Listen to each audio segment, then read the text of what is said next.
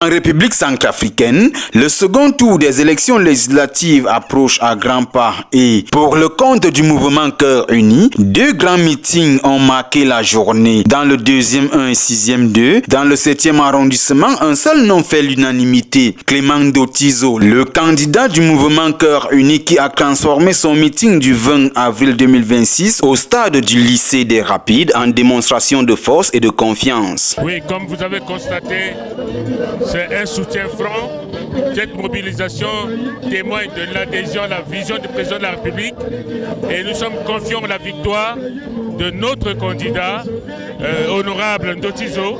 Et je pense que, comme vous l'avez dit, c'est la continuité, n'est-ce pas, du travail du chef de l'État. Et nous espérons avoir la majorité absolue à l'Assemblée nationale. Sous la petite pluie, bénédiction du ciel, une marée humaine est venue acclamer celui qu'elle appelle déjà honorable. Après la prière de l'évangéliste, l'émotion a atteint son comble lorsque 3 ambulances neuves offertes aux populations ont été dévoilées. Un geste fort, une réponse concrète aux urgences sanitaires de la circonscription. Loin des discours, Dotizo incarne cette nouvelle génération d'élus engagés, présents, efficaces. Sa politique est celle des actes palpables qui changent le quotidien. Il porte l'espoir d'une jeunesse compétente à qui le président Faustin Archange Touadéra, père de la 7e République, a choisi de faire confiance. Avec la mobilisation de la population 7e, c'est de soutenir le candidat qui a la même vision et qui soutient la vision du chef d'État. Alors donc, c'est un appel à lancer à la population 7e arrondissement, c'est de se mobiliser massivement pour voter le député Dotizo.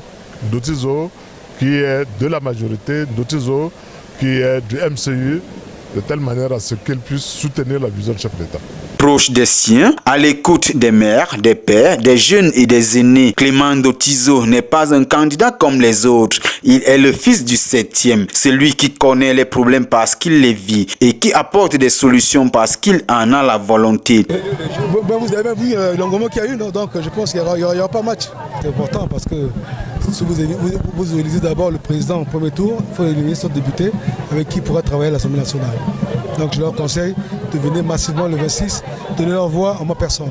Pourquoi pas, puisque je suis au côté du chef de l'État. Je pense que s'il y a des choses qui ne vont pas, je viendrai le voir et discuter avec lui pour échanger avec lui qu'est-ce qu'on peut faire. C'est important.